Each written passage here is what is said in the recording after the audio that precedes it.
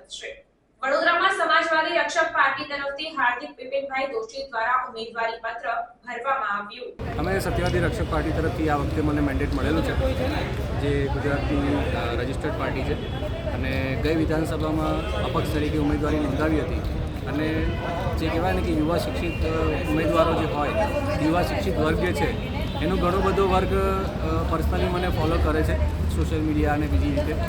તો એ બધાને એક જ ડિમાન્ડ છે કે ઘણી બધી રીતે અપડેટ થઈ શકાય એવું છે, સિસ્ટમમાં ઘણું બધું કરેક્શન લાવી શકાય, પણ ક્યારે જ્યારે શિક્ષિત યુવાનો સિસ્ટમમાં આવે તો ઘણી બધી ટેકનોલોજીનો સદુપયોગ કરીને આ સિસ્ટમમાં કેવી રીતે રીડેવલપમેન્ટ લાવી શકાય અને કેટલી ઝડપી રીતે પ્રોગ્રેસ થઈ શકાય, ફક્ત વડોદરાની વાત થાય અને વડોદરાના કામ થાય એવા જો ઉમેદવાર આવે કે જે પોતાના પક્ષને એક વખત સાઈડ પર મૂકે પણ વડોદરાની જનતા માટે પહેલાં જોવે।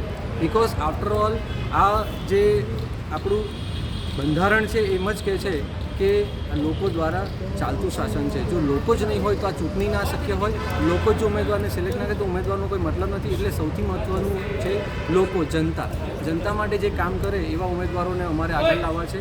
એટલે સત્યવાદી રક્ષક પાર્ટીએ આ વખતે અમને એક તક આપી અને સાથે સાથે એ પણ જણાવ્યું છે, એક મેસેજ આપ્યો છે કે જેટલા પણ યુવાનો આગળ આવનારા ઇલેક્શનમાં ઊભા રહેવા માગતા હોય, એમને એક પ્લેટફોર્મ જોઈતું હોય તો સત્યવાદી રક્ષક પાર્ટી એ આ પ્લેટફોર્મ આપવા માટે તૈયાર છે।